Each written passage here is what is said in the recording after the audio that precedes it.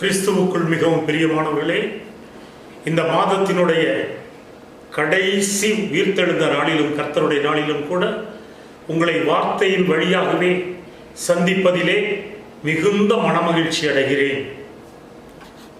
சிறுமையும் எளிமையும் ஆன என் மேல் நினைவாயிருப்பவரே, எம்பெலனும் நீரே, கோட்டையும் நீரே, உம்மையை தேடுகிறே. எம்பெலனும் நீரே, கோட்டையும் நீரே, உம்மையை வாஞ்சிக்கிறே. கர்த்தாவே, நான் நிலையற்றவன், என் கால்களை ஸ்திரப்படுத்தோ. கர்த்தாவே, நான் நிலையற்றவன், என் கால்களை ஸ்திரப்படுத்தோ. என் பெலனும் நீரே, கோட்டையும் நீரே, உம்மையை தேடுகிறே. என் பெலனும் நீரே, கோட்டையும் நீரே, உம்மையை வாஞ்சிக்கிறே. அருமையானவர்களே, இந்த நாளிலும் கூட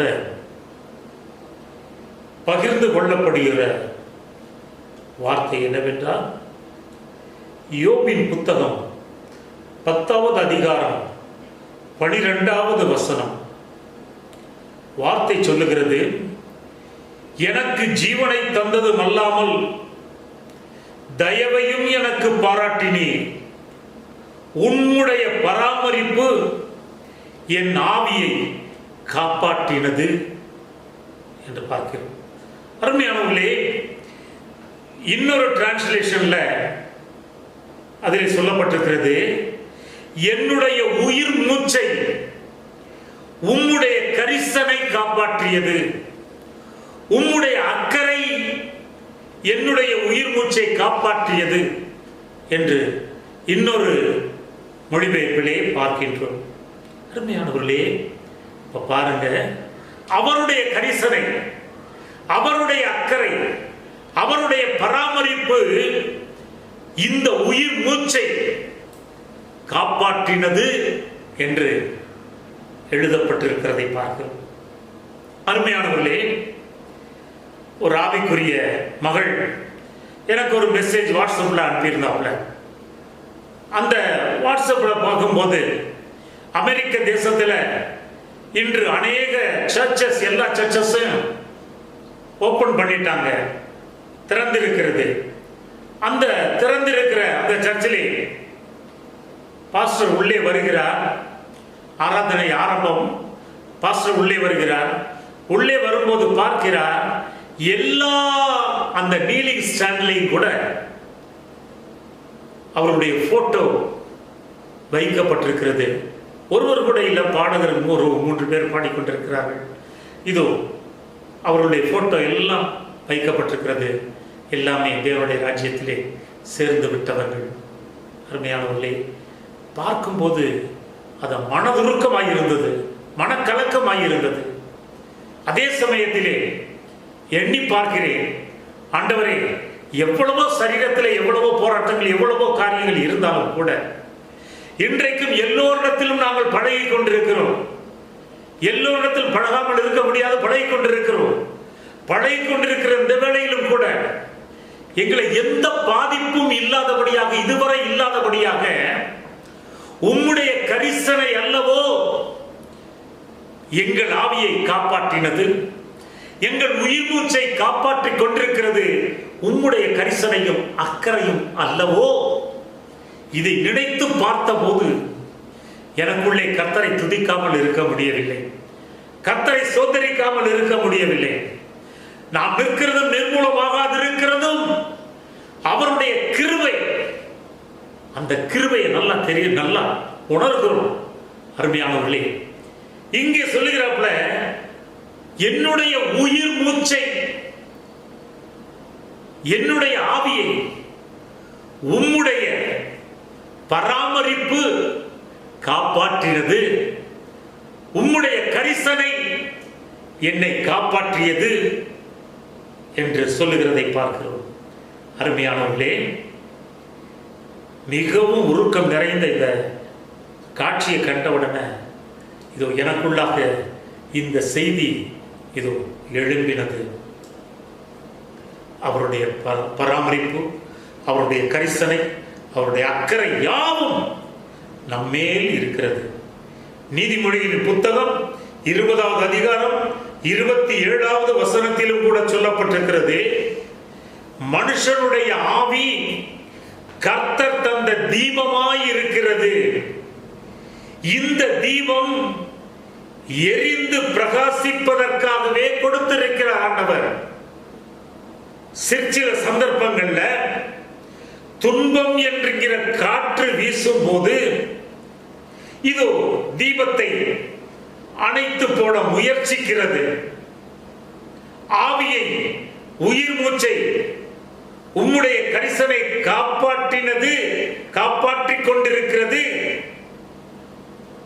என்ற ரீதியின்படியாக முயற்சித்தாலும் அது ஒன்றுமாகாதபடியாக நம்மை இதுவரை அவருடைய கரிசனை காத்து கொண்டு வருகிறது என்று பார்க்கின்றோம். அருமையானவர்களே, ரிச்சர்ட் ஊம்பிராண்ட் என்று சொல்லக்கூடிய ஒரு தேவ மனிதர் ருமேனியா தேசத்திலே கம்யூனிஸ்டுகளாலே அவர் சித்திரவதைப்படுத்தப்பட்டார். 14 ஆண்டுகள் அவரை சிறையில் அடைத்து வைத்திருந்தார்கள். அந்த சிறையிலும் கொஞ்ச நஞ்ச பாடுகள் அல்ல, பல பாடுகளை அனுபவித்தார், பல உபத்திரவங்களை அனுபவித்தார். கடும் சித்திரவதை தாங்கவே முடியாத அளவுக்கு இது இருந்தார் என்று பார்க்கின்றோம்.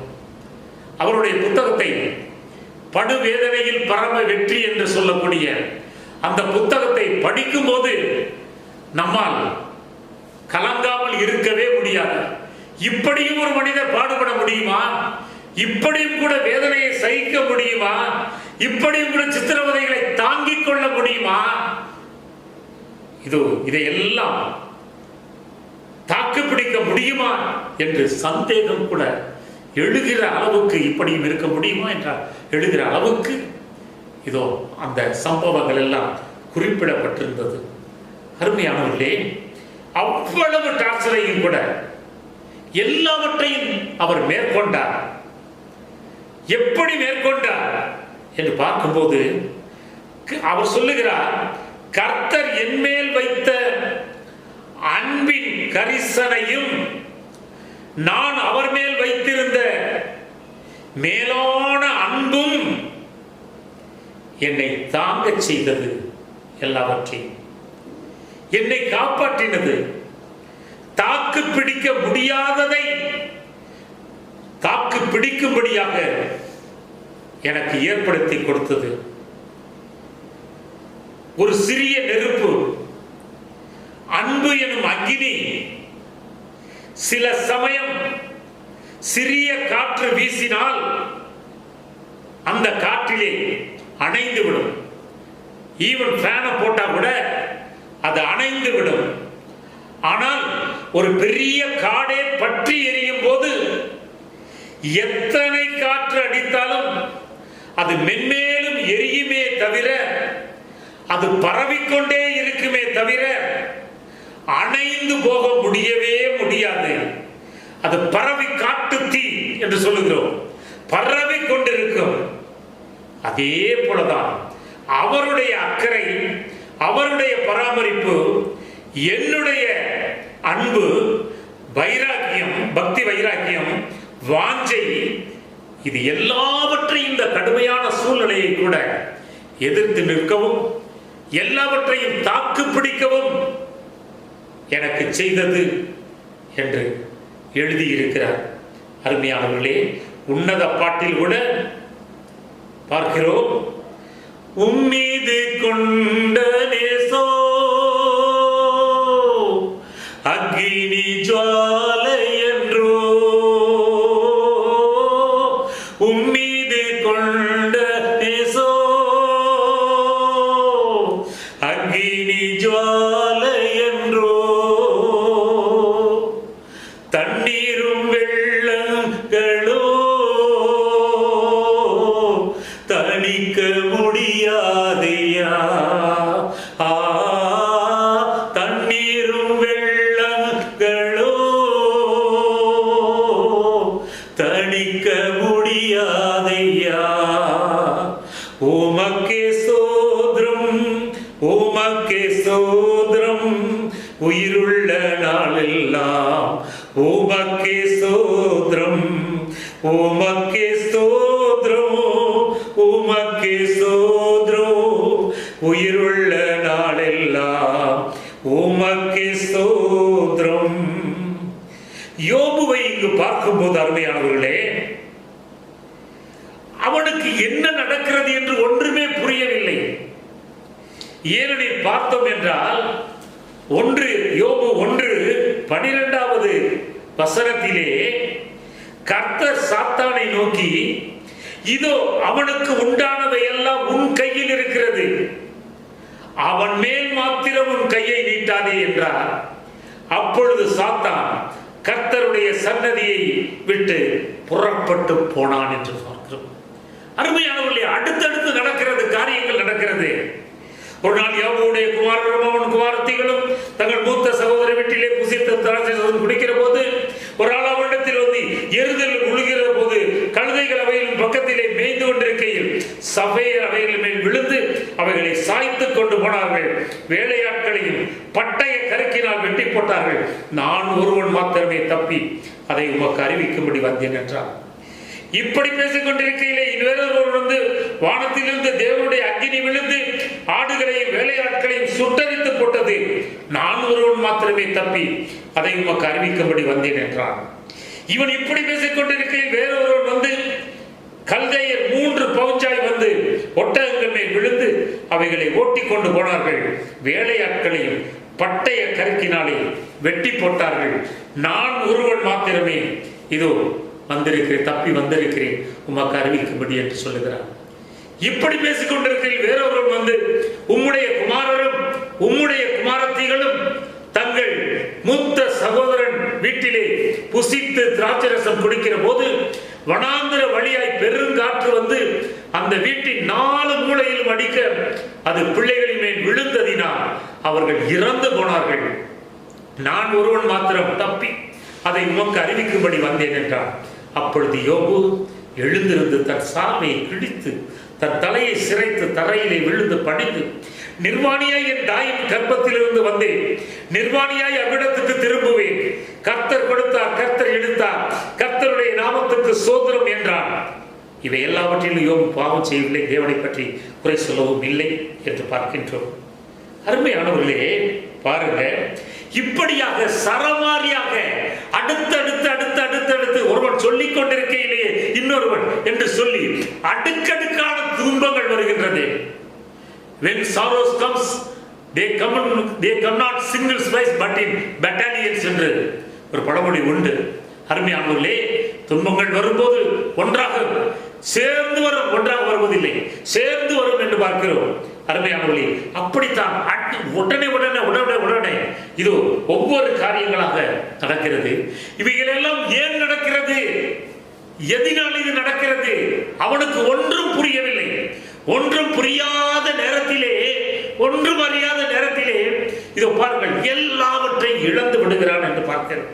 அருமையானவர்களே, அடுத்தும் பார்த்தீர்கள் என்றால் 2வது அதிகாரத்துல இதை பாருங்க, 4வது வசனத்துல நம்ம பார்க்கிறோம், சாத்தான் கர்த்தருக்கு பிரதித்தரமாக தோலுக்கு பதிலாக தோலையும் ஜீவனுக்கு பதிலாக தனக்கு உண்டான எல்லாவற்றையும் மனுஷன் கொடுத்து விடுவான்.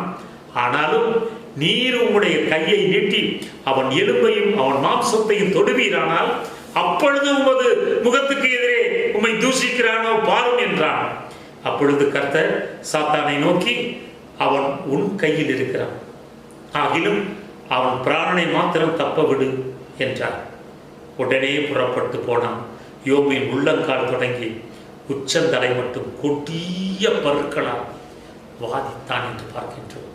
அருமையானவர்களே, பாருங்க, இப்ப இவனே வாதிக்கப்படுகிறான், சரீரத்திலே வாதிக்கப்படுகிறான், மோசமான நிலைமையிலே அவன் காணப்படுகிறான். அருமையானவர்களே, ஆனாலும் அவன் கர்த்தரை மறுதலிக்கவில்லை. அந்த நேரத்திலும் கூட அவனுடைய ஆவியை, அவருடைய கரிசனை, அவருடைய பராமரிப்பு பாதுகாத்தது என்று பார்க்கின்றோம். அவனை பற்றி தேவன் வைத்திருக்கிற நம்பிக்கை ஒருபோதும் வீண் போகவில்லை. ஒருபோதும் வீண் போகாதபடியாக இதோ அவருடைய நம்பிக்கையின்படியே அவரை தூசிக்காதபடியாக, அவரை எதுவும் முறுமுறுக்காதபடியாக ஆண்டவர் கொடுத்தார், ஆண்டவர் எடுத்தார். நிர்வாணியாய் வந்தேன், நிர்வாணியாய் போகும், கர்த்தருடைய நாமம் இதோ போற்றப்பட கடவுது, துதிக்கப்பட கடவுது என்று சொன்னான் என்று பார்க்கின்றோம். அருமையானவர்களே, அந்த ஆவி பராமரித்தது. இவன் வந்து ஆண்டவர் மேலே வைத்திருந்த அன்பு வைராக்கியம் இதோ அவனை காப்பாற்றினது என்று பார்க்கின்றோம். அதனால் தான் பார்க்கிறோம். இதோ பாருங்கள், 42 சங்கீதம் 42 47வது வசனத்திலே கூட, உமது மதகுகளின் இறைச்சலால் ஆழம் ஆழத்தை கூப்பிடுகிறது என்று பார்க்கிறோம். அருமையானவர்களே, பாருங்க, இதோ தேவனுடைய ஆழம், அன்பின் ஆழம் மனிதனுடைய அன்பின் ஆழத்தை கூப்பிடுகிறதா.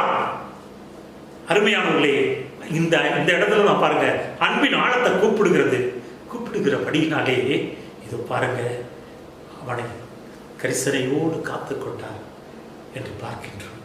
அருமையானவர்களே, யோபின் புத்தகம் ஒரு இடத்துல அவன் சொல்றான், யோபு சொல்றாப்புல 9வது அதிகாரம் 33வது வசனத்துல தாங்க முடியாதபடி சொல்றான், எங்கள் இருவர் மேலும் கை வைக்கத்தக்கதாக ஒரு மத்தியஸ்தர் இருந்தால் நல்லதாயிற்றே, ஒரு மத்தியஸ்தர் இருந்தால் நல்லதே என்று சொல்லுகிறார். அருமையானவர்களே, பாருங்க, மத்தியஸ்தர், அந்த பெரியவர், அண்ட சராசரங்களையும் படைத்தவர், வானம் அவருடைய சிங்காசனம், பூமி அவருடைய பாதஸ்தலம், பெரியவர், அவ்வளவு பெரியவர், எல்லாவற்றையும் உண்டாக்கினவர். அருமையானவர்களே, இதோ பூவை போல, புல்லை போல இந்த பூமியிலே இருக்கிற மனுஷனையும் தேவனையும் இரு கைகளாலே தொடும்படியாக ஒரு மத்தியஸ்தர் இருந்தால் நலமாயிருக்குமே என்று கேட்டார். அருமையானவர்களே, அதன்படியே தான் ஆண்டவராகிய இயேசு கிறிஸ்து உங்களுக்கும் நமக்கும் தேவனுக்கும் இடையிலே நிற்கத்தக்கதாக, மத்தியஸ்தராக நிற்கத்தக்கதாக, இது பாருங்கள், உங்களுடைய நம்முடைய காரியங்களை எல்லாம் எடுத்து வைக்கும்படியாக, இது இரு பக்கமும் பேசும்படியாக ஒரு மத்தியஸ்தராக ஆண்டவராகிய இயேசு கிறிஸ்து பரலோகத்தின் மேன்மைகள் எல்லாவற்றையும் துறந்து விட்டு இந்த பூமியை நோக்கி, மனுஷனை நோக்கி, நம்மை நோக்கி அவர் வந்தார் என்று பார்க்கிறோம். அருமையானவர்களே, எல்லாவற்றையும் அதற்காக இழந்தார் என்று பார்க்கிறோம். யோபும் பாருங்க, எல்லாவற்றையும் இழந்து விட்டான். பிள்ளைகள் மரித்து போனார்கள், ஆஸ்திகள் போய்விட்டது, எல்லாம் போய்விட்டது. இப்போது இவனுடைய சரீரமும் மிகவும் பாதிக்கப்பட்டு கொடிய வேதனையிலே இருக்கிறதை பார்க்கிறோம். ஆனாலும் கூட அவருடைய ஆவியை, அவருடைய பராமரிப்பு, அவருடைய கரிசனை, அவருடைய அக்கறை காப்பாற்றினது என்று பார்க்கின்றோம். அருமையான தேவஜனமே, தேவ பிள்ளைகளே, எவ்வளவுதான் நெருக்கங்கள், போராட்டங்கள் எவ்வளவுதான் குறுக்கிட்டாலும் கூட யோபுவை, அவனுடைய உயிர் மூச்சை அக்கறை கொண்டு காப்பாற்றின தேவன் உங்களையும் என்னையும் அப்படியே காப்பாற்ற வல்லவராய் இருக்கிறார். அவர் போதுமானவராய் இருக்கிறார். உம்முடைய அக்கறை அல்லவோ என்னை காப்பாற்றினது, என் உயிர் மூச்சை காப்பாற்றினது, ஆவியை காப்பாற்றினது என்று சொல்லுகிறார். எந்த சூழ்நிலையில் இருந்தாலும் கூட கலங்க வேண்டாம், தயங்க வேண்டாம். ரெட்டிப்பான நன்மைகளாலே, ரெட்டிப்பான ஆசீர்வாதங்களாலே. கடைசி பகுதியில் பார்க்கிறோம் 42வது அதிகாரத்தில் தேவன் அவனை ஆசீர்வதித்தார். இழந்த எல்லாவற்றையும் மீண்டும் கொடுத்து அவனை மிகுந்த ஆசீர்வாதம் ஆக்கினார் என்று பார்க்கிறோம். அதே போல உங்களையும் என்னையும் அப்படியே நடத்த வல்லவராய் இருக்கிறார், போதுமானவராய் இருக்கிறார்.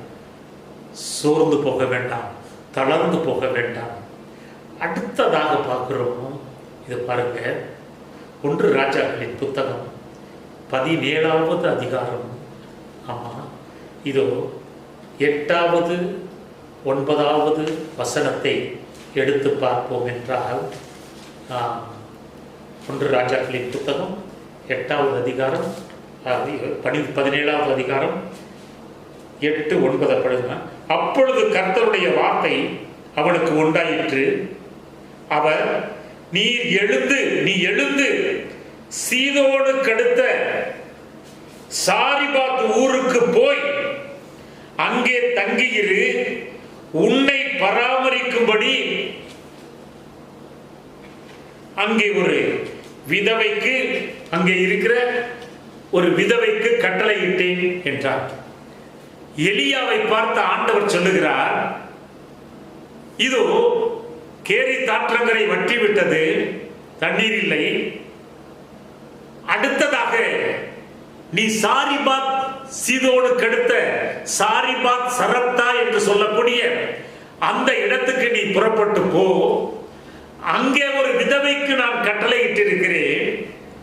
அந்த விதவை உன்னை பராமரிக்கும்படியாக.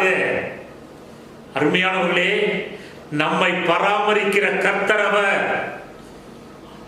இதோ யோபுவை பராமரித்த தேவன் இங்கே சொல்லுகிறார், உன்னை பராமரிக்க. எலியாவை குறித்து சொல்லுகிற, எலியாவை கிட்ட சொல்லுகிறார், உன்னை பராமரிக்கும்படியாக ஒரு விதவைக்கு கட்டளையிட்டேன் என்று சொல்லுகிறார். கிட்டத்தட்ட கிமு 9ஆம் நூற்றாண்டில் ஒரு மோசமான ராஜா யாருன்னா ஆகாப் ராஜா. ஒரு கொடுமையான கொடிய அரக்கியாக இருந்தவள் அந்த ராணி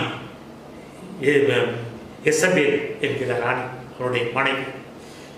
அந்த எசபேல் தான் இஸ்ரவேலை லீட் பண்ணி கொண்டிருந்தார். இஸ்ரவேலிலே ஆட்சி செய்யும் போது ஆண்டவர் இதோ எலியாவை தேவன் எழுப்புகிறார் என்று பார்க்கிறோம். ஒரு வல்லமையுள்ள தீர்க்கதரிசியாக, வல்லமையான பராக்கிரமங்களை செய்கிறவனாக, ஒரு பக்தி வைராக்கியம் உள்ளவனாக இருக்கிறவனாக இதோ பாருங்கள், அங்கே தேவன் எலியாவை எழுப்புகிறார் என்று பார்க்கின்றோம். அருமையானவர்களே, எலியா அங்கே எவ்வளவோ சொல்லி பார்க்கிறார். ஆனால் எசபேல் பாருங்கள், இங்கே ஆட்சி நடத்தி கொண்டிருக்கிறபடினாலே, அவர்களை எல்லாம் லீட் பண்ணி கொண்டிருக்கிறபடினாலே, எல்லா சீதோனிலிருந்து எல்லா விக்கிரகங்களையும் வரவழைத்தார். அது அவளுடைய ஊர். அந்த சீதோன், சாரிபாத் இதெல்லாம் அவளுடைய ஊர், அவளுடைய சொந்த தேசம். அந்த சொந்த தேசத்தில் இருந்து எல்லா விக்கிரகங்களையும் வரவழைத்தால், அங்கு கொண்டு வந்து சேர்த்தால், கொண்டு வந்து சேர்த்து விக்கிரக வழிபாட்டை ஊக்குவித்து எல்லாரும் விக்கிரக வழிபாட்டுக்குள்ளாக செல்லும்படியாக அவள் எல்லாரையும் வற்புறுத்தி அப்படியே செய்தாள் என்று பார்க்கின்றோம். எல்லோரும் அந்த விக்கிரக வழிபாட்டுக்குள்ளே சென்றார்கள் என்று பார்க்கின்றோம். அதே போல 450 பாகால் தீர்க்கதரிசிகளை வைத்து அவர்களை போஷித்து பாதுகாத்து, இது விக்கிரக வழிபாடுகளுக்கு பூஜைகள் நடக்கவும் மற்ற காரியங்கள் நடக்கவும், ஜனங்களையும் அப்படியே நடத்தவும், இஸ்ரவேல் ஜனத்தையும் அப்படியே நடத்தவும் அவள் துணிவு கொண்டு அப்படியே நடத்த ஆரம்பித்தாள் என்று பார்க்கின்றோம். அருமையானவர்களே, பாருங்கள், சீதோனிலிருந்து பாருங்கள் அவள் விக்கிரகங்களை கொண்டு வந்தாள். தன்னுடைய சொந்த தேசத்திலிருந்து விக்கிரகங்களை கொண்டு வந்தாள் என்று பார்க்கிறோம். இதோ இந்த ஜனங்களுக்கு கூட, இஸ்ரவேல் ஜனங்களுக்கு கூட நல்ல சுகபோகமாய் இருந்த காரணத்தினாலே, எப்போதும் பாருங்கள், சுகபோகமாய் இருக்கும்போது கர்த்தரை தேட மாட்டார்கள். நல்ல சுகபோகமாய் இருந்தாங்கன்னா அவங்க வந்து கர்த்தரை தேட வேண்டிய அவசியம் இருக்காது, கர்த்தரை தேட மாட்டார்கள். இந்த வேளையிலே தான் எலியா எவ்வளவோ சொல்லி பார்க்கிறான், உரைத்து பார்க்கிறான், ஜனங்களிடத்திலே சொல்லி பார்க்கிறான். அருமையானவர்களே, சொல்லி பார்த்து ஒன்றும் நடக்கவில்லை. உடனே இதோ 17வது அதிகாரம், 1 ராஜாக்கள் 17வது அதிகாரம் 1வது வசனத்தில் பார்க்கிறோம். கீலேயாத்தின் குடிகளிலே திஸ்பியனாகிய எலியா ஆகாபை நோக்கி, என் வாக்கின்படியே அன்றி இந்த வருஷங்களிலே பனியும் மழையும் பெய்யாதிருக்கும் என்று இஸ்ரவேலின் தேவனாகிய கர்த்தருக்கு முன்பாக நிற்கிற நான் அவருடைய ஜீவனை கொண்டு சொல்லுகிறேன் என்றார். அருமையானவர்களே, 3.5 வருஷம் மழையும் இல்லை, பனியும் இல்லை. அருமையானவர்களே, பஞ்சம் எங்கும் தலைவிரித்தாடுகிறது. தேசத்திலே மிக பஞ்சம். அருமையானவர்களே, அப்படியே வானத்தை அடைத்து வைத்தார் எலியா. வானத்தில் இருந்து பனித்துளியோ அல்லது மழையோ வராதபடியாக இதோ அடைத்து வைத்தான் என்று பார்க்கின்றோம். தேசம் எங்கும் பெரும் பஞ்சம். ஜனங்கள் ஒவ்வொருவரும் கூட தத்தளிக்க ஆரம்பித்தார்கள். அருமையானவர்களே, இதன் மத்தியில் தான் இதோ தேவன் எலியாவை பராமரித்தார் என்று பார்க்கின்றோம். கரிசனை உள்ளவராய், அக்கறை உள்ளவராய் இதோ அவனை பராமரித்து நடத்தினார் என்று பார்க்கின்றோம். அருமையானவர்களே, 3 வழிகளில் வேதத்தில் பார்க்கும்போது 3 வழிகளில் பார்த்தீங்க அப்படின்னா அவன் பராமரிக்கப்பட்டான், எலியா பராமரிக்கப்பட்டான் என்று நம்ம பார்க்கிறோம். முதலாவது பார்த்தீங்க அப்படின்னா 1 ராஜாக்களின் புத்தகம் 17வது அதிகாரம் 6வது வசனத்தில் இது பாருங்க, கர்த்தர் காகங்களுக்கு கட்டளையிட்டிருந்தார். கேரி தாற்றங்கரைக்கு போக சொன்னார். கேரி தாற்றங்கரையிலே நீ தங்கியிரு என்று சொல்லியிருந்தார். அங்கே காகங்கள் உன்னை போஷிக்கும் என்று காகங்களுக்கு நான் கட்டளையிட்டிருக்கிறேன் என்று சொன்னார். அதே போல கட்டளையிட்டபடியே காலையும் மாலையும் அப்பத்தையும் இறைச்சியையும் கொண்டு வந்து அது கொடுத்து கொண்டே இருக்கிறது. நாம் சொல்லுவோமே மணியடித்த சாப்பாடு என்று சொல்லி, அதே போல அவன் போஷிக்கப்பட்டான் என்று பார்க்கிறோம். அங்கே கேரி தாற்றங்கரையிலே தண்ணீரை குடித்து கொண்டான். காலையும் மாலையும் இதோ காகங்களாலே அவன் போஷிக்கப்பட்டான், பராமரிக்கப்பட்டான் என்று பார்க்கின்றோம். 2வதாக பார்க்கிறோம் இந்த சம்பவம். ஆமா அருமையானவர்களே, அதே 1 ராஜாக்கள் 17வது அதிகாரம் 13வது வசனத்துல இதோ பாருங்க, சாரிபாத் விதவையின் மூலமாக இதோ போஷிக்கப்பட்டான் என்று பார்க்கிறோம், பராமரிக்கப்பட்டான் என்று பார்க்கிறோம்.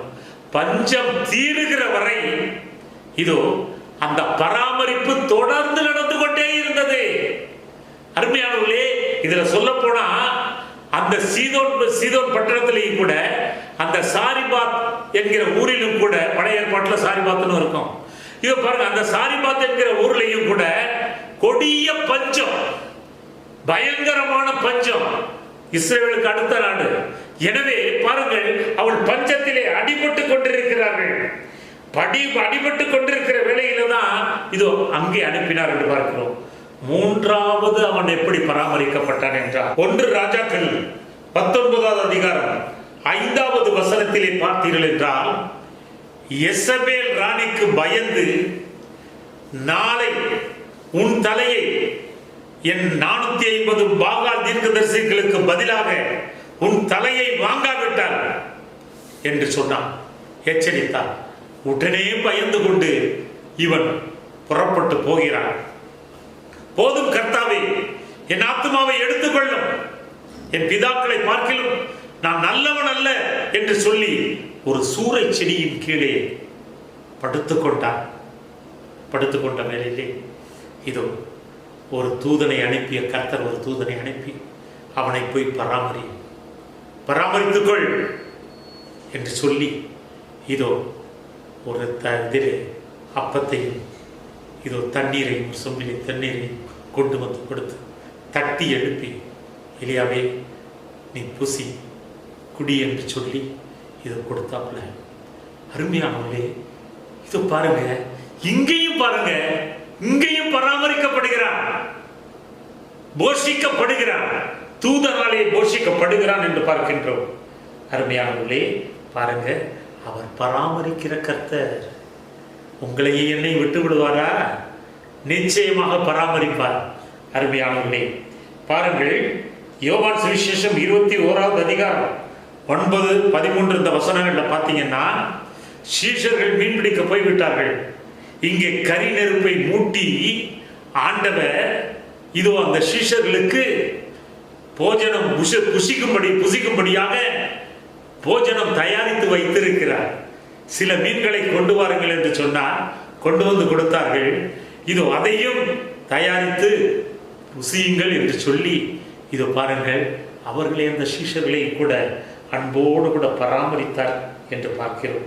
அருமையானவர்களே, அதனால் தான் பார்க்கிறோம், சங்கீதம் 34:10 சொல்லப்பட்டிருக்கிறது, சிங்கக்குட்டிகள் தாழ்ச்சியடைந்து பட்டினியாய் கிடக்கும், ஆனாலும் கர்த்தரை தேடுவோர்க்கோ ஒரு நன்மையும் குறைவுபடாது என்று பார்க்கிறோம். அருமையானவர்களே, அவர் யெகோவா ஜாயிரே. ஆமா, நம்முடைய தேவைகளை எல்லாவற்றையும் கூட சந்திக்கிற தேவன். எனவே நீங்க எதுவும் களவும் தாயவும் வேண்டியதில்லை. அவருக்கு எத்தனையோ நாமங்கள் இருக்கிறது, 1000 நாமங்கள் இருக்கிறது என்று பாடுகிறோம். அருமையானவர்களே, ஆமா, அவருடைய பண்புகளை சொல்லி, அவருடைய அழைக்கப்பட்டதை சொல்லி எத்தனையோ முறை பார்க்கிறோம். யெகோவா ஈரே, எல்லாவற்றையும் பார்த்துக் கொள்கிறவர். யெகோவா நிஷி, இதோ வெற்றி கொடுக்கிற தேவன். யெகோவா ஷம்மா, யெகோவா ஷாலோம், யெகோவா மெக்காதிஸ், யெகோவா ஜாயிரே என்று சொல்லி பல நாமங்கள். அந்த தேவனுக்கு முன்பதாக, யெகோவாவுக்கு முன்பதாக ஒரு இதை போட்டு பாருங்க, இது சொல்லப்படுகிறதை பார்க்கிறோம். ஈரே, எல்லாவற்றையும் சொல்லப்படுகிறதை பார்க்கிறோம். அதே போல பாருங்க, அது மட்டுமல்ல, இது பாருங்க, அவரே சொல்லுகிறார், என்னுடைய நாமம் பாருங்க, நீங்க சொல்லலாம், நான் அப்ரஹாமின் தேவன், நான் ஈசாக்கின் தேவன், நான் யாக்கோபின் தேவன் என்று அவரே வெளிப்படுத்துகிறார் தன்னுடைய நாமத்தை. இதோ மனிதர்கள் பெயரை போட்டு வெளிப்படுத்துகிறதை பார்க்கிறோம். அதே போல 2 ராஜாக்களின் புத்தகம் 2வது அதிகாரம் 14வது வசனத்திலேயும் கூட எலிசா வெளிப்படுத்துகிறான். எப்படி என்றால், எங்கள் எலியாவின் தேவனே என்று அழைக்கிறான். எலியாவின் தேவன். அருமையானவர்களே, தானியேலின் புத்தகத்துல இது 3வது அதிகாரம் 28வது வசனத்துல நேபுகாத்நேச்சார் என்று சொல்லக்கூடிய அந்த ராஜா ஒரு பேர் எடுக்கிறான். ஷாத்ராக், மேஷாக், ஆபேத்நேகோ என்பவர்களின் தேவனே உண்மையுள்ள தேவன் என்று சொல்லி இதோ பாருங்கள் நாமம் விடுகிறார். தானியேல் 6:26 கூட பார்க்கிறோம். இதோ தரியு ராஜா இதோ தானியேலை பார்த்து சொல்லுகிறான், இதோ தானியேலின் தேவன் என்று சொல்லுகிறான். அருமையானவர்களே, பாருங்க, இப்படிப்பட்ட தேவன் நம்முடைய தேவனாய் இருக்கிறார். அல்லேலூயா. இதோ எல்லாவற்றையும் நமக்கு கவனித்துக் கொள்ள அவர் சர்வ வல்லவராய் இருக்கிறார், போதுமானவராய் இருக்கிறார். அருமையானவர்களே, எபிரேயரின் புத்தகம் 11வது அதிகாரம் 16வது வசனத்துல கூட இதோ பாருங்க, தேவன் அவர்களுடைய தேவன் எனப்பட அவர் வெட்கப்படவில்லையா. இன்றைக்கு நம்ம சொல்லலாம், ஒவ்வொருத்தரும் உங்க பேரை சொல்லி சொல்லி சொல்லி சொல்லி இதோ இப்ப தேவனே என்று சொல்லலாம். அருமையானவர்களே, ஏனெனில் அதில் அவர் விருப்பப்படுகிறார், அதில் அவர் விருப்பப்படுகிறார். அருமையானவர்களே, அதனால உங்க பேரை சொல்லி கூட இதோ நாம அவரை தேவனே என்று அழைக்கலாம். அருமையானவர்கள், ஏனெனில் இதோ அவர்களுடைய தேவன் எனப்பட அவர் வெட்கப்படவில்லை என்று பார்க்கின்றோம். அதே போல எபிரேயர் 2:11 பார்க்கிறோம்.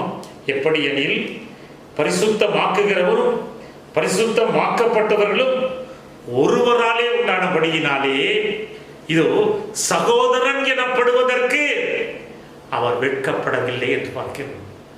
சகோதரன் என அழைக்கப்படுவதற்கு அவர் வெட்கப்படவில்லை என்று பார்க்கின்றோம். சங்கீதம் 63:1 பார்க்கிறோம்.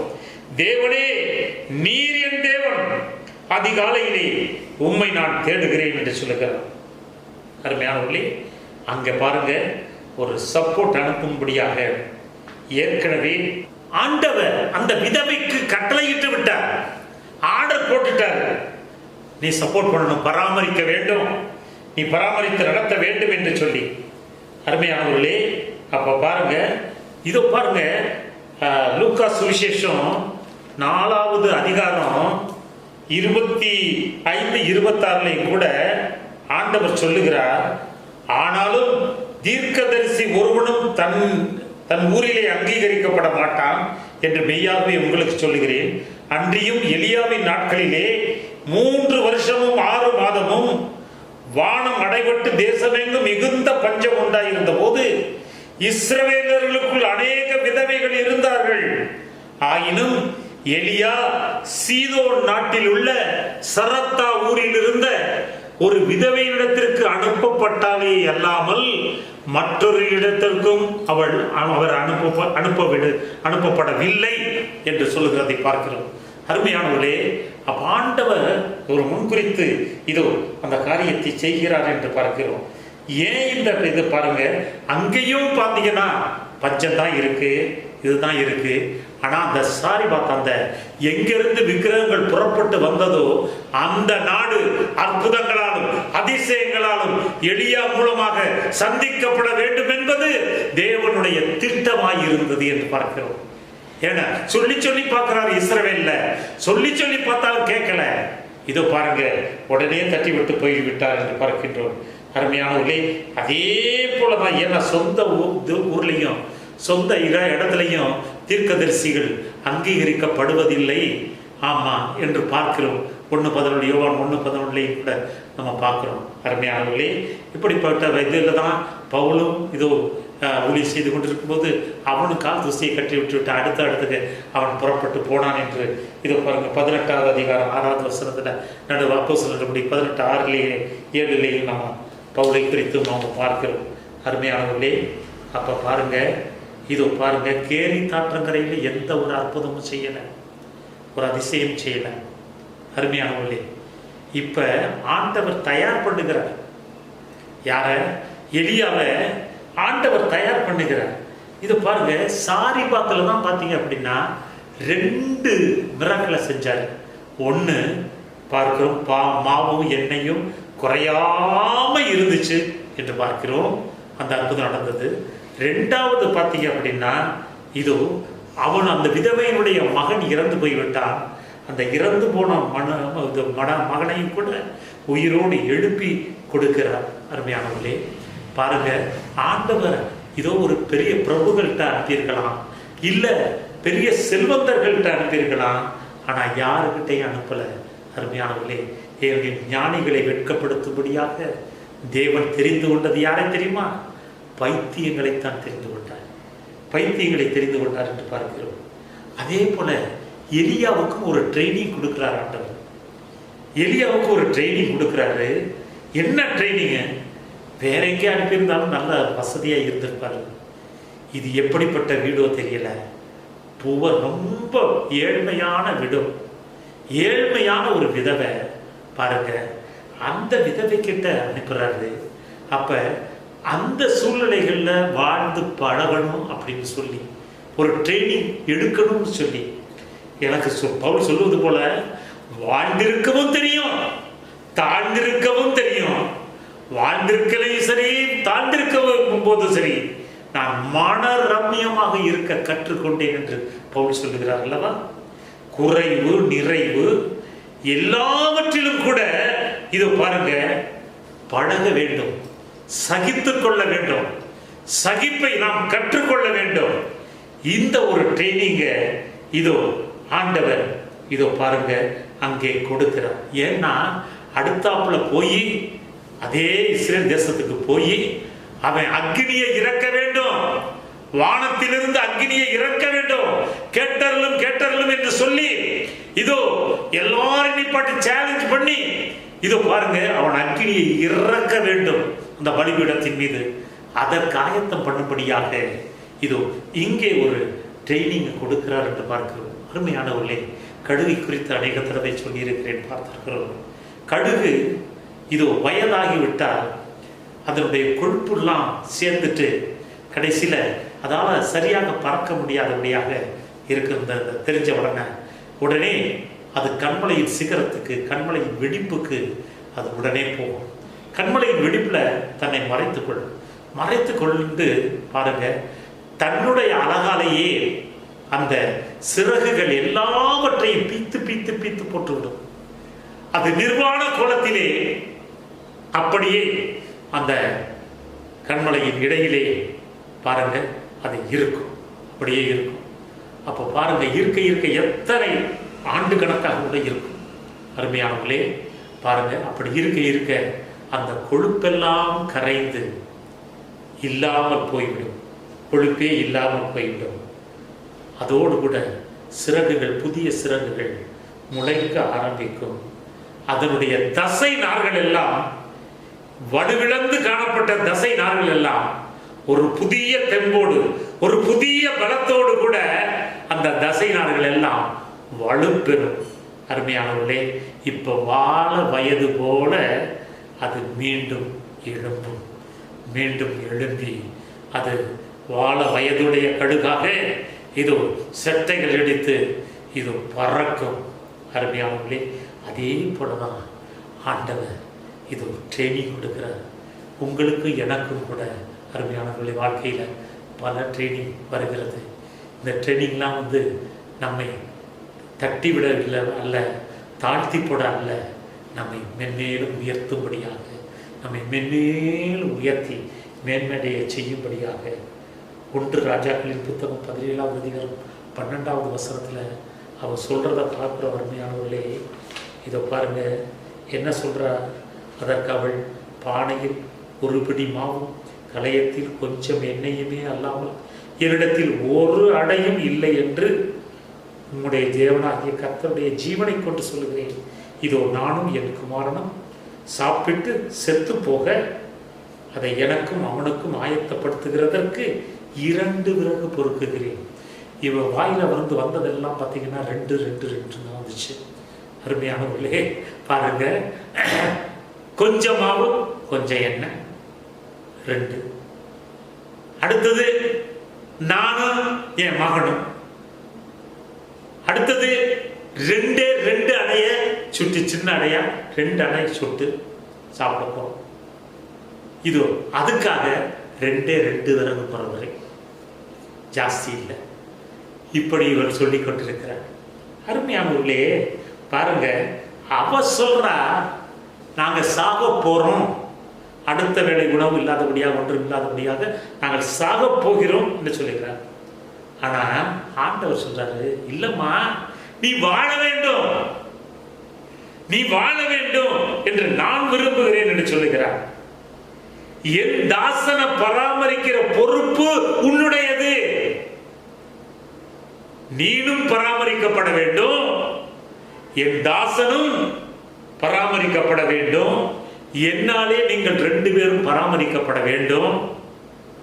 அதனால இதோ நீ சாகிறதுக்கல்ல, நீ வாழ வேண்டும் என்றுதான் நான் விரும்புகிறேன் என்று சொல்லுது.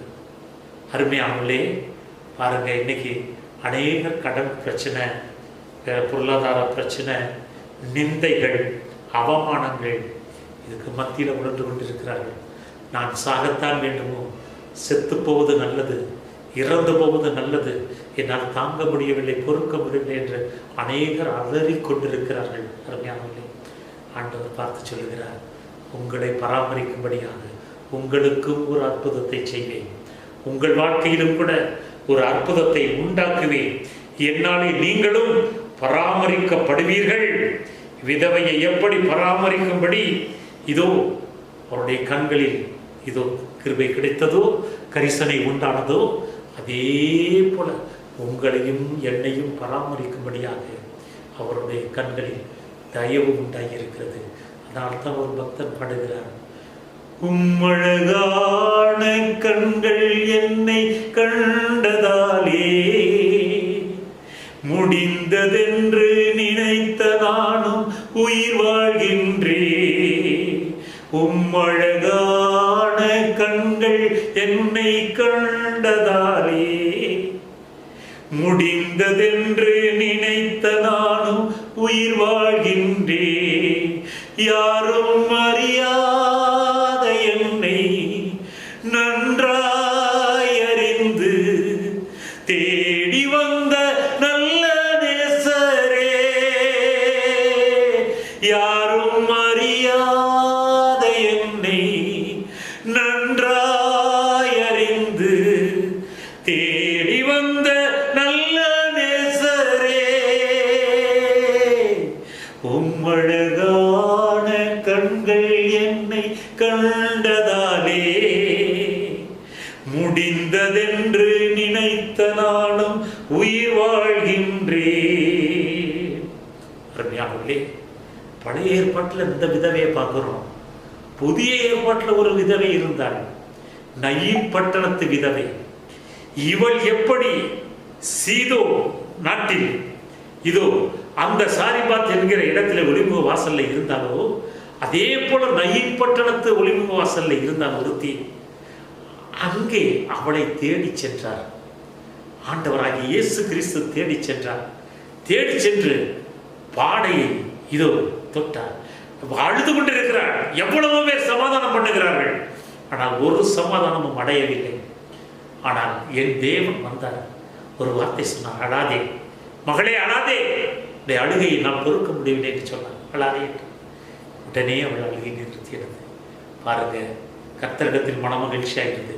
அப்பொழுதும் இதயத்தின் வேண்டுதலை உனக்காக அருள் செய்வார் என்று பார்க்கிறோம். அருமையானவர்களே, அழுகையை நிறுத்தினார், பாடையை தொட்டார். தொட்டு வாலிபனை எழுந்திரு என்று சொன்னார். இதை பாருங்கள், அவன் உயிரோடு கூட எழுப்பப்பட்டான் என்று பார்க்கின்றோம். அருமையானவர்களே பாருங்க, அப்ப இதோ அங்கேயும் கூட அவர் பெரிய காரியத்தை தேவன் செய்கிறார் என்று பார்க்கின்றோம். இன்றைக்கும் வாழ்க்கை துணையை இழந்து வாடுகிற விதவைகளாய் இருக்கிற ஒவ்வொருவர் மேலும் கர்த்தர் கரிசனை உள்ளவராய் இருக்கிறார், அக்கறை உள்ளவராய் இருக்கிறார். அவர்களை தானே பராமரிக்கும்படியாக இதோ தீர்மானம் கொண்டவராய் காணப்படுகிறார். அதனால் தான் சொல்லுகிறார், கரம் பிடித்து நம்மை நடத்துவார். நான் உன்னை விட்டு விலகுவதும் இல்லை, நான் உன்னை என்றுமே கைவிடுவதில்லை என்று சொல்லுகிறார். அவ்வளவு அவர் மேல் அக்கறை உள்ள தேவன் என்று பார்க்கிறோம். இதோ பாருங்க, எங்கேயும் பார்க்கிறோம், இதோ பெருகி கொண்டே போகிறது. எடுக்க எடுக்க மாவையும் எண்ணெயையும் ஒவ்வொரு நாளும் எடுக்க எடுக்க எடுக்க எடுக்க இதோ அது பெருகி கொண்டே போகிறது. பஞ்சம் தீரும் வர அது குறையவே இல்லை என்று பார்க்கிறோம். பாருங்க, கர்த்தர் 16வது வசனத்தில் சொல்லப்பட்டிருக்கிறது, கர்த்தர் எலியாவை கொண்டு சொன்ன வார்த்தையின்படியே பானையிலே மா செலவழிந்து போகவும் இல்லை, கலசத்தின் எண்ணெய் குறைந்து போகவும் இல்லை என்று சொல்லப்பட்டிருக்கிறத பார்க்கிறோம். அருமையானவர்களே, அநேகர் நான் சில பேருடைய சில நல்ல பரிசுத்தவான்களுடைய டெஸ்டிமனிஸ்லாம் கேட்டிருக்கிறேன், சாட்சிகளை எல்லாம் கேட்டிருக்கிறேன். கொஞ்சோண்டு கார்பரேட்டில் கொஞ்சோண்டு பெட்ரோல் இருக்கும்போது இதோ நான் இன்னும் பெட்ரோல் பங்குக்கு போகிறதுக்கு இன்னும் 70-80 கிலோமீட்டர் போகணுமேன்னு சொல்லிக்கிட்டு என்ன செய்வது என்று தெரியாதபடியாக இதோ பாருங்கள் ஓட்டிக்கொண்டே போய்கொண்டிருக்கிறார்கள். ஆனால் 80 கிலோமீட்டர் போகும் வரை, அடுத்த பெட்ரோல் பங்க் அடையும் வரை அது நிற்கவே இல்லை, அந்த வண்டி நிற்கவே இல்லை, தொடர்ந்து போய்கொண்டே இருந்தது. அருமையானவர்களே, அந்த பெட்ரோலையும் கூட அந்த ஊழியருக்கு இதோ பழகி பெருக செய்திருக்கிறார். எத்தனையோ டெஸ்டிமனிஸ் இருக்கிறது அருமையானவர்களே, சொல்லிக்கொண்டே போகலாம், அடுக்கிக் கொண்டே போகலாம். அருமையானவர்களே, 5 அப்பம் 2 மீன் அதை பழகி பெறும்படியாக செய்தார். அருமையானவர்களே, 7 அப்பம், இன்னொரு தடவை 7 அப்பம், இதோ சில மீன்கள் இதோ அதையும் பழகி பெருக செய்தார் என்று பார்க்கின்றோம். அருமையானவர்களே, இதை பாருங்க, அவரிடத்தில் வந்ததை யாரையும் அவர் கைவிட்டதே இல்லை. அமுத சுரபி போல அங்கே பாருங்க, இதோ அடுத்து இது அநேகம் பார்த்தீங்கன்னா அது பெருகிக்கொண்டே சென்றது என்று பார்க்கின்றோம். எஸ்ஐயாவின் புத்தகம் 58வது அதிகாரம் 11வது வசனத்திலே கூட, கர்த்தர் நித்தமும் உன்னை நடத்தி மகாவறட்சியான காலங்களில் உன் ஆத்துமாவை திருப்தியாக்கி உன் எலும்புகளை நிலமுள்ளதாக்குவார். நீ நீர்ப்பாய்ச்சலான தோட்டத்தை போலவும் வற்றாத நீரூற்றை போலவும் இருப்பாய் என்று ஆசீர்வதித்து சொல்லி இருக்கிறார். அருமையானவர்களே, உங்களை என்னையும் பலப்படுத்தும்படியாக ஆண்டவர் வாக்கு தத்துவத்தை கொடுத்திருக்கிறார். அதனால் நாம் அனைவருக்கு ஆசீர்வாதமாகத்தான் இருப்போமே ஒழிய, அருமையானவர்களே, நாம் ஆசீர்வாதம் குறைவற்றவர்களாய் நிச்சயமாக காணப்பட மாட்டோம் என்று பார்க்கின்றோம். அருமையானவர்களே, இங்கே சொல்லுகிறாப்புல இதோ எலியா அவளை பார்த்து 13வது வசனத்திலே நம்ம பார்க்குறோம். அப்பொழுது எலியா அவளை பார்த்து, பயப்படாதே, நீ போய் உன் வார்த்தையின்படி ஆயத்தப்படுத்து, ஆனாலும் முதல் அதிலே எனக்கு ஒரு சிறிய அடையை பண்ணி என்னிடத்தில் கொண்டு வா, பின்பு உனக்கும் உன் குமாரருக்கும் பண்ணலாம். அவர் சொன்னது பார்த்தீங்கன்னா 2 சின்ன அடையை சுட்டு அந்த 2ஐயும் நான் ஒன்று மகன் ஒன்று சாப்பிட்டுட்டு இதோ அடுத்தது சாக போகிறோம் மடிய போகிறோம்னு சொல்கிறாப்புல. ஆனால் இங்கே எலியா என்ன சொல்லுகிறா, நீ ஆயத்தப்படுத்து, ரைட்டு எல்லாம் செய்யி, ஆனால் முதல்ல பிசைஞ்ச உடனே எனக்கு ஒன்று சுட்டு கொண்டு வா, பின்பு உனக்கும் உன் மகனுக்கும். அல்லேலூயா. இருக்கிறது 2 அடைக்கு உள்ள மாவு, 2 அடைக்கு உள்ளது காரியம்தான். ஆனால் இதோ பாருங்கள், இவர் சொல்லுகிறார் என்ன சொல்லுகிறார், முதல்ல எனக்கு கொடுமா, கொடுத்துட்டு அப்புறம் உனக்கும் உன் மகனுக்கும் சுட்டுக்க. அப்படின்னா என்ன அர்த்தம், உனக்கும் உன் மகனுக்கு நிச்சயமா சுட்டுக்கொள்ள முடியும். இன்னைக்கு மட்டும் இல்ல, இந்த பஞ்ச தீருகிற வர பாத்தீங்கன்னா உங்களுக்கு மாவும் குறையாது, இதோ எண்ணெயும் குறையாது என்று. அருமையானவர்களே, இது அவர் பசியினால சொன்னாரா, அவருக்கு பசிக்குங்கிறதுக்காக இதோ முதல்ல எனக்கு சுட்டு கொண்டு வான்னு சொன்னாரா? இல்லை, இது தேவனுடைய நியதி. அல்லேலூயா. தேவனுடைய நியதி. அந்த தேவனுடைய நியதியைத்தான் அவர் வெளிப்படுத்தினார். அவருடைய பசிக்காகவோ அவருக்கு வேணுங்கிறதுக்காகவோ அல்ல, தேவனுடைய நியதி வெளிப்படுத்தும்படியாகத்தான். அருமையானவர்களே, என்னாகமத்தின் புத்தகம் 15வது அதிகாரம் 20வது வசனத்தை எடுத்தாலும் சரி. அருமையானவர்களே, அடுத்தது பார்த்தீங்கன்னா இதோ நீதிமொழிகளின் புத்தகம் 3வது அதிகாரம் 9வது வசனம் 10வது வசனத்தில் எல்லாம் பார்த்தீங்கன்னா நிலத்தின் முதல் விளைச்சலையும் முதல் கனிகளையும் கூட எல்லாத்தையும் இதோ கொண்டு வந்து முதலாவது ஆண்டவருக்கு செலுத்துங்கள் என்று சொல்லப்பட்டிருக்கிறத பார்க்குறோம். அருமையானவர்களே, யாத்ராகமத்தின் புத்தகம் 22-29 பார்க்கலாம். இந்த நீ முதல்ல பழுக்கிற பழம், ஆமாம், இதோ ரசம், நீ திராட்சை ரசம் எடுக்கிற திராட்சை ரசம், இதையெல்லாம் கொண்டு வந்து முதலாவது ஆண்டவருக்கு செலுத்து என்று சொல்லுகிறத பார்க்கிறோம். மல்கியாவின் புத்தகம் 3வது அதிகாரம் 10வது வசனத்திலையும் கூட பார்க்கிறோம். வானத்தின் பலகைகளை திறந்து உன்னை இடக்கொள்ளாது மட்டும் உன்னை ஆசீர்வதிக்க மாட்டேனா என்று என்னை சோதித்துப்பார் என்று சொல்லுகிறத பார்க்கிறோம். அருமையானவர்களே, உபாகமத்தின் புத்தகம் 28வது அதிகாரம் 12வது வசனத்திலையும் ஏற்ற காலத்தில் மழை பெய்யவும் நீ கையிட்டு செய்யும் எல்லா வேலைகளையும் உன்னை ஆசீர்வதிக்கவும். இதை பாருங்க, நீ இப்போ எல்லா கர்த்தர் உன்னுடைய பொக்கிஷம் உன்னுடைய கைகளின் பிரயாசங்களை ஆசீர்வதித்து இதை பாருங்க, உன்னுடைய பொக்கிஷங்களை எல்லாம் வானத்தை திறந்து இதோ ஆசீர்வதிப்பார் என்று இதெல்லாம் சொல்லப்பட்டிருக்கிறது. அப்போ முதலாவது கர்த்தருக்கு செலுத்து. அதே போல தான் அருமையானவர்களே, நம்முடைய வாழ்க்கையில் நம்ம கொடுக்கறது மட்டும், இதை கொடுக்கறது மட்டுமல்ல, நம்முடைய இன்னைக்கு ஒவ்வொரு நாளில் அதிகாலை வேலையை, முதல் வேலையை ஆண்டவருக்கே கொடுக்க வேண்டும். முதல் வேலையை ஆண்டவருக்கே கொடுக்கும்போது பார்த்தீங்கன்னா அந்த நாளை தேவன் ஆசீர்வதித்து நடத்தி செல்ல அவர் சர்வ வல்லவராக இருக்கிறார், போதுமானவராக இருக்கிறார் என்று பார்க்கிறோம். பிலிப்பியர் 4:19 கூட பார்க்கிறோம்.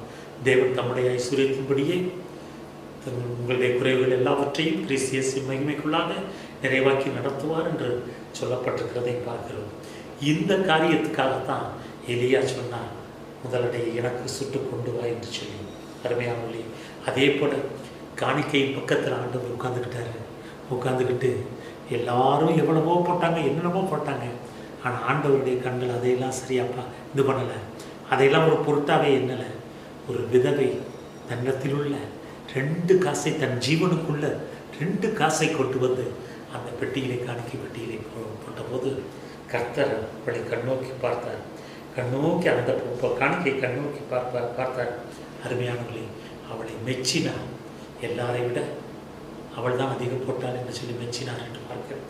அருமையானவர்களே, இப்போ பாருங்க, நம்முடைய பரிசுத்த வாழ்க்கையை ஆண்டவர் பார்த்து கொண்டே இருக்கிறார். நம்முடைய ஜெப வாழ்வை ஆண்டவர் பார்த்து கொண்டே இருக்கிறார். நம்முடைய வேத தியானம், வேத வாசிப்பை ஆண்டவர் பார்த்து கொண்டே இருக்கிறார். அது மட்டுமல்ல, நாம் நம்முடைய கொடுக்கிற வாழ்க்கையை கூட ஆண்டவர் உற்று நோக்கி பார்க்கிறார் என்று பார்க்கின்றோம். ஆண்டவர் அவனை பாராட்டினார் என்று பார்க்கிறோம். அமுத சுரபி போல இதோ பாருங்க, இதோ புறப்பட்டு கொண்டே வந்து கொண்டிருந்தது என்று பார்க்கிறோம். கேரி தாற்றங்கரையில் பார்த்தீங்கன்னா வற்றி போனால், மழை இல்லைன்னா வற்றி போகும், அங்கே தண்ணி இல்லாமல் போகலாம். ஆனால் இந்த சாரிபாத் விதவையின் வீட்டில் மாவும் குறையலை, எண்ணெயும் குறையலை. அதனால தான் ஒரு பக்தன் பாடினான், அரபிக்கடல் பற்றினாலும் இயேசு அன்பு கடல் பற்றாதம்மா, பசிபிக்கடல் பற்றினாலும் இயேசு பாசக்கடல் பற்றாதம்மா. அருமையானவர்களே, அருமையானது. அரபிக்கடலே பற்றி போனாலும் கூட அன்பு கடல் வற்றாது, பசிபிக்கடலே பற்றினாலும் கூட அந்த பாசக்கடல் வற்றவே வற்றாது. அருமையானவர்களே, எடுக்க எடுக்க குறையாதபடியாக அந்த பஞ்ச நாட்கள், 3.5 வருஷம் பஞ்ச நாட்கள் தீரும் வரை இது அமுத சுரபி போல அது புறப்பட்டு கொண்டே வந்தது. இருவருமே தேவனாலே பராமரிக்கப்பட்டார்கள் என்று பார்க்கின்றோம். அருமையானவர்களே, இது ஆண்டவர் சொல்லுகிறார் மத்தேயு சுவிசேஷம் 25வது அதிகாரம் 40வது வசனத்திலே கூட இதோ பல பக்கமாக இருக்கிறவர்களை பார்த்து ஆண்டவர் சொல்லுகிறார், மிகவும் சிறியவர்களாகிய இந்த என் சகோதரனுக்கு, இவர்களில் ஒருவனுக்கு நீங்கள் எதை செய்தீர்களோ அதை எனக்கே செய்தீர்கள் என்று இதோ அவர்களை ஆசீர்வதித்து சொல்வதை பார்க்கிறோம். எபிரேயர் 13:2 பார்க்கின்றோம், அந்நியரை உபசரிக்க மறவாதீர்கள், அதனாலே சிலர் அறியாமல் கூட தேவதூதனை உபசரித்தது உண்டு என்று பார்க்கின்றோம். உங்களை கொண்டு அநேகரை போஷிக்க தேவன் உங்களை கொண்டு உங்களை பயன்படுத்த அவர் சர்வ வல்லவராய் இருக்கிறார். அருமையானவர்களே, இது உங்களை கொண்டே எல்லா காரியங்களை நிறைவேற்ற வல்லவராய் இருக்கிறார். பராமரிப்பு கர்த்தருடையது. உன்னை பராமரிக்கும்படி கட்டளையிட்டிருக்கிறேன் என்று சொன்ன தேவன் உங்களை பார்த்து என்ன பார்த்து அதே வார்த்தை தான் சொல்றாரு. உங்களை பராமரிக்கும்படியாக இதோ நான் கட்டளையிட்டிருக்கிறேன். பராமரிப்பு எங்கிருந்தாவது வரும், எப்படியும் வரும். நான் அற்புதங்களை செய்வேன், அதிசயமாய் நடத்துவேன். நான் உன்னை விட்டு விலகுவதில்லை, உன்னை என்றுமே கைவிடுவதில்லை. அருமையானவர்களே, நம்மை நிச்சயமாக அற்புதங்கள் மூலமாக, அதிசயங்கள் மூலமாக நம்முடைய வாழ்க்கையை, நம்முடைய எதிர்காலத்தை, நம்முடைய குடும்பத்தை, நம்முடைய சபையை, எல்லாவற்றையும் அவர் பராமரிக்க சர்வ வல்லவராய் இருக்கிறார், போதுமானவராய் இருக்கிறார். உன்னை பராமரிக்கும்படி கட்டளையிட்டிருக்கிறேன். யோபு சொல்லுகிறார், என் உயிர் மூச்சை உமது பராமரிப்பு உம்முடைய கரிசனை காப்பாற்றினது என்று பார்க்கிறோம்.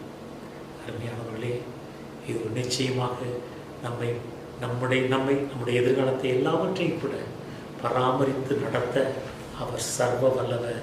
அவர் பராமரிக்கிற தேவன். அற்புதங்களை செய்வார், அதிசயங்களை நடத்துவார்.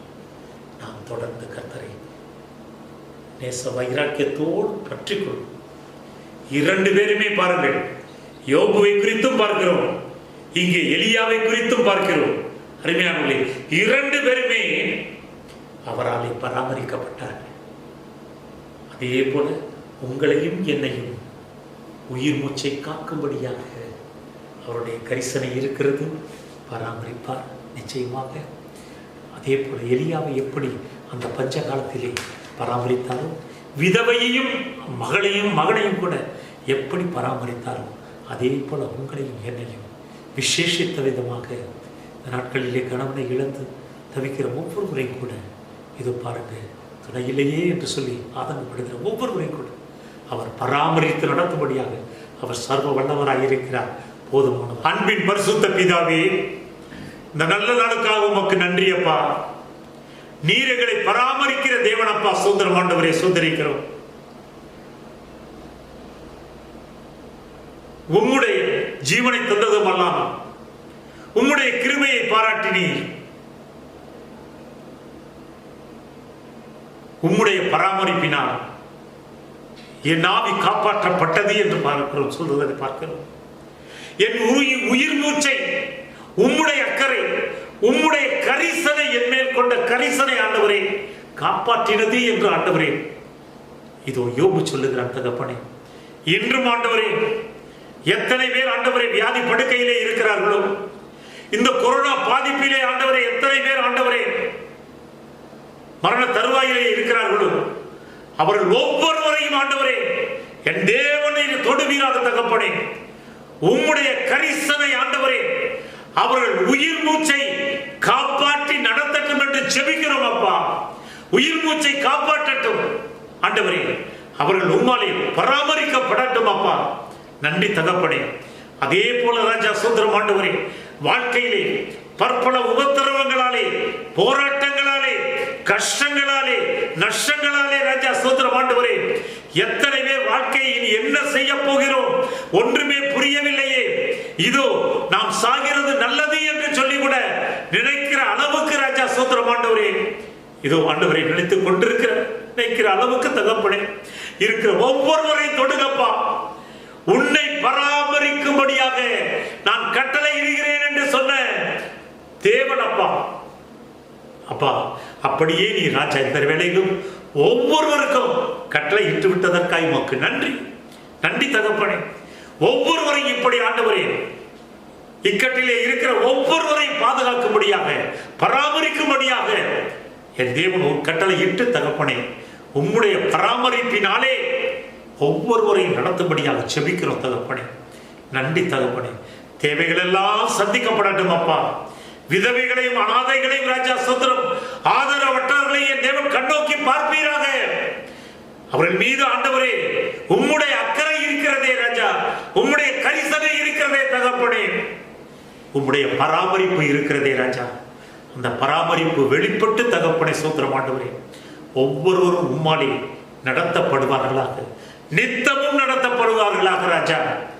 இதோ ஆண்டவரே ஆத்மாவை ஆண்டவரே சோதரம் அப்பா காத்து ஆண்டவரே சோதரிக்கும் எலும்புகளை நிலமுள்ளதாக்கி தகப்பனே இதோ நீர் பாய்ச்சலான தோட்டத்தை போல வற்றாத நீரூற்றை போல அவள் சுகித்திருக்க என் தேவன் நீங்க உதவி செய்யுங்க.